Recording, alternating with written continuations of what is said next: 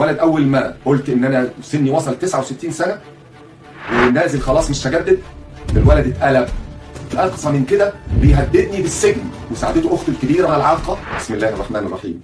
انا الدكتور محمد عبد الغني قاسم، طبيب استشاري مصري من الزقازيق، وليا 30 سنه في الغربه بشتغل طبيب وباخد راتب كبير، وصرفت على اولادي كل شيء وعيشتهم احسن عيشه واحسن جوازات وسيارات ولهم فلوس في البنك، وابني اديته كل الصلاحيات وكل التوكيلات وكل الفلوس معاه، ما كانش ليه حساب خالص في البنوك في مصر، واديته كل حاجه، وعملت له عقود سوريه على اساس انا موجود في الخارج، وطلع الرخصه للمبنى بتاعي اللي في شارع الجلاء، الارض شاريها بفلوسي في شارع الجلاء قدام حديقه الطفوله، وبصرف عليه باستمرار. الولد ده كان خاص وانا اللي جوزته، وله 16 سنه ما بيشتغلش عاطل، ما بيشتغلش خالص، بصرف عليه وعلى اولاده ومديله شقه وعربيات وفلوس.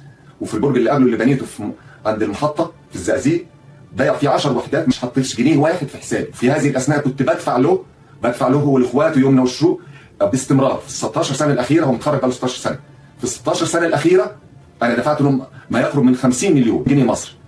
والولد اول ما قلت ان انا سني وصل 69 سنه ونازل خلاص مش هجدد، الولد اتقلب قله ادب، وان الفلوس كلها فلوسي والحاجه كلها حاجتي، واثبت ان العقد ده صوري اللي انا بايع له بيه وباليمنى والشروق.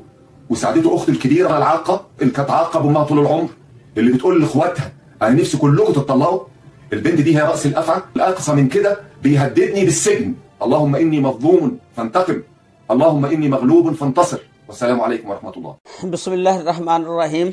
अस्सलामु अलैकुम वरहमतुल्लाहि वबरकातुहू। की हाल चाल है जी? ठीक ठाक हो? उम्मीद है अल्लाह ताला के हुक्म दे नाल इंशाअल्लाह तुसी सारे ठीक ठाक होवोगे। अल्लाह ताला सब ते रहमत फरमाए, अल्लाह ताला सब नूं अपने हिफ्ज़ व ईमान च रखे, आमीन सुम्मा आमीन।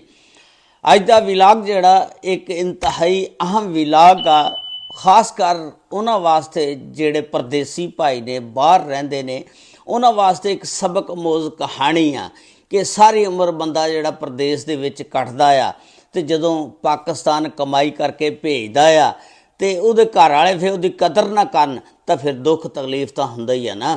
कि एक इंसान जिहड़ा बाहर जांदा आ, सारी उम्र अपनी जवानी जिहड़ी आ बाहर गुजार दिंदा ते बच्चों दे विच इन्ना टाइम भी नहीं दिंदा, साल 2 साल बाद आंदा, महीने 2 महीने की छुट्टी गुजार के वापस चल जांदा। फिर बच्चों के नाल फिर प्यार भी उहो जिहा ही पैना ना, जदों सारी उम्र उन्हें बाहर ही गुजारी हुंदी आ ते ना वो दिन देखदा, ना रात देखदा, ना धुप देखदा, ना छां देखदा, ते बस सारा दिन झोटियां की तरह कमाण लगा रहिंदा ते पिछे पैसे भेजदा रहिंदा, बीवी नूं खुश रखदा, बच्चों नूं खुश रखदा। बच्चे पिछों जैशी मारदे ने प्यो दी कमाई दे उत्ते। ते इसे तरह का एक वाक़या आ यह, जिहड़ा बंदा 30 साल सऊदी अरब दे विच डॉक्टर रहा होवे, 30 साल दे विच उन्हें ना दिन देखी ना रात देखी। तुहानूं पता डॉक्टर की बड़ी कमाई है सऊदी अरब दे विच, एक बंदा डॉक्टर होवे वो सारे पैसे ना अपने बच्चों नूं जिस वेले भेजदा, उन्होंने 3 प्लाजे भी बना लए। ते जदों वो रिटायर हो के अपने घर जांदा, उहदे बच्चों ने ना अखां फेर लईआं, इत्थों तक कि उहनूं मारिया कुटिया भी आ। उहदी तुसीं देखो अख दे उत्ते भी तशद्दद दा निशान आ, काली होई आ अख। ते उहदी मुकम्मल तफसीलात अज दी इस वीडियो दे विच मैं तुहाडे नाल शेयर करांगा। ये वाक़या जिहड़ा एक मिस्री डॉक्टर आ, जिहड़ा सऊदी अरब दे विच 30 साल काम करदा और डॉक्टर सी उत्थे 30 साल उन्हें पूरी सर्विस कीती ते 30 साल दे विच वो सारे पैसे जिहड़े ना कमा कमू के अपने बच्चों नूं मिस्र दे विच भेजदा रहा। मिस्र दे विच ये ज़गाज़िग शहर दे रहने वाले हैं। उत्थे इहदे 6 बच्चे सी ते इन्हें सऊदी अरब दे विच चंगी कमाई कीती। 30 साल दे विच इन्ना पैसा जोड़िया, पैसा भी उन्हें हक हलाल दा जोड़िया। सऊदी अरब दे विच तुहानूं पता बेईमानी तो हो नहीं ना सकती। उन्हें ओवर टाइम लाया, जो भी किया, यानी डॉक्टरी शोभा सी उहदा, मिस्री डॉक्टर सी जिहदा नाम सी मुहम्मद अब्दुल गनी कासम।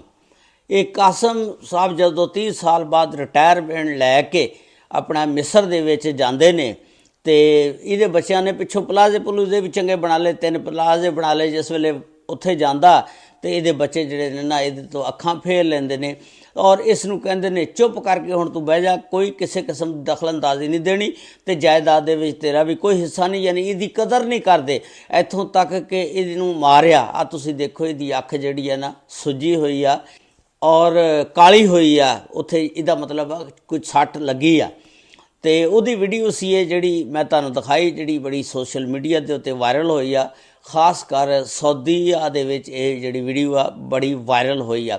ਇੱਕ ਬੰਦਾ ਯਾਰ ਇੰਨੀ ਮਿਹਨਤ ਕਰਦਾ, ਸਾਰੀ ਉਮਰ ਕਮਾਉਂਦਾ, ਬੀਵੀ ਬੱਚਿਆਂ ਤੋਂ ਦੂਰ ਰਹਿੰਦਾ, ਪੈਸੇ ਜੋੜ ਕੇ ਘਰਦਿਆਂ ਨੂੰ ਭੇਜਦਾ। ਉੱਥੇ ਇਹ ਵੀ ਆ ਕਿ ਬੰਦਾ ਸਵੇਰ ਦੀ ਰੋਟੀ ਖਾ ਲਈ, ਦੁਪਹਿਰ ਦੀ ਰੋਟੀ ਦਾ ਟਾਈਮ ਨਹੀਂ ਲੱਗਾ, ਦੁਪਹਿਰ ਦੀ ਖਾ ਲਈ, ਸ਼ਾਮ ਦੀ ਦਾ ਟਾਈਮ ਨਹੀਂ ਲੱਗਾ, ਯਾਨੀ ਰੋਟੀ ਵੀ ਬੰਦਾ ਰੱਜ ਕੇ ਨਹੀਂ ਖਾਂਦਾ, ਕਿਉਂਕਿ ਟਾਈਮ ਹੀ ਨਹੀਂ ਬੰਦੇ ਨੂੰ ਉੱਥੇ ਮਿਲਦਾ ਕਿ ਬੰਦਾ ਟਾਈਮ ਨਾਲ ਰੋਟੀ ਵੀ ਖਾ ਸਕੇ।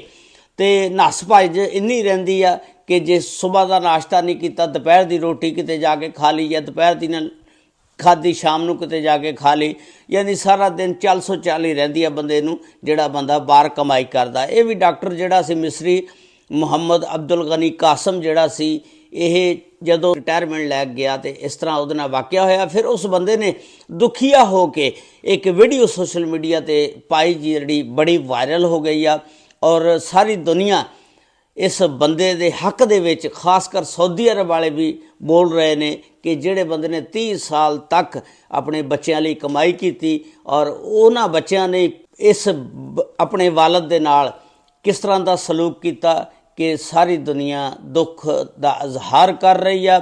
ਇਹ ਜਿਹੜਾ ਇਨਸਾਨ ਆ ਬਸ ਇਹ ਨਹੀਂ ਵੇਖਦਾ, ਜਦੋਂ ਜ਼ਿੰਦਾ ਹੁੰਦਾ ਕਮਾਈ ਕਰੀ ਜਾਂਦਾ, ਚਾਹੇ ਉਹਨੂੰ ਹੱਕ ਹਲਾਲ ਦੀ ਹੋਵੇ ਜਾਂ ਹਰਾਮ ਵੀ ਉਹਨੂੰ ਆਪਣੇ ਬੱਚਿਆਂ ਵਾਸਤੇ ਕਮਾਣੀ ਪਵੇ, ਕਮਾ ਲੈਂਦਾ। ਲੇਕਿਨ ਨਹੀਂ ਯਾਰ, ਇਸ ਤਰ੍ਹਾਂ ਕੰਮ ਨਹੀਂ ਕਰਨਾ ਚਾਹੀਦਾ।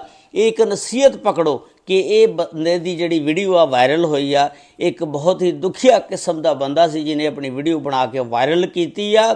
ਤੇ ਇਹ ਤੋਂ ਸਬਕ ਹਾਸਲ ਕਰੋ ਕਿ ਜਦੋਂ ਤੁਸੀਂ ਬੁਢਾਪੇ ਦੇ ਵਿੱਚ ਜਾਣਾ, ਜਦੋਂ ਤੁਹਾਡੀਆਂ ਹੱਡੀਆਂ ਨੇ ਵੀ ਸਾਥ ਨਹੀਂ ਦੇਣਾ ਔਰ ਤੁਹਾਡੇ ਕੋਲ ਪੈਸਾ ਵੀ ਕੋਈ ਨਹੀਂ, ਬੁਰੇ ਵਕਤ ਲਈ ਕੁਛ ਨਾ ਕੁਛ ਜੋੜ ਕੇ ਰੱਖੋ।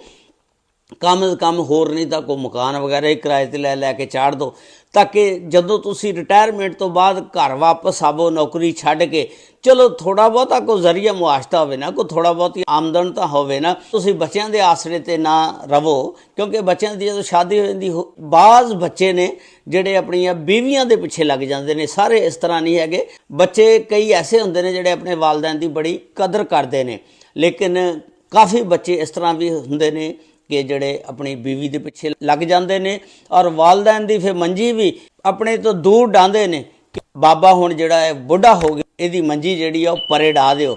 ਤੇ ਸਾਨੂੰ ਇਹਦੇ ਕੋਲੋਂ ਨਫ਼ਰਤ ਆ। ਇਹ ਸੀ ਅੱਜ ਦਾ ਵੀਲਾਗ, ਜਿਹੜਾ ਇੰਤਹਾਈ ਦਿਲ ਖਰਾਸ਼ ਵਾਕਿਆ ਸੀ। ਬੁਢਾਪੇ ਦੀ ਜ਼ਿੰਦਗੀ ਵਾਸਤੇ ਇਨਸਾਨ ਨੂੰ ਕੁਝ ਨਾ ਕੁਝ ਜੋੜਨਾ ਜ਼ਰੂਰ ਚਾਹੀਦਾ। ਅੱਲਾਹ ਤਾਲਾ ਸਭ ਤੇ ਰਹਿਮਤ ਫਰਮਾਏ। ਅੱਲਾਹ ਤਾਲਾ ਸਭ ਨੂੰ ਆਪਣੇ ਹਿਫਜ਼ੋ ਅਮਾਨ 'ਚ ਰੱਖੇ। अस्सलामु अलैकुम व रहमतुल्लाहि व बरकातुहू।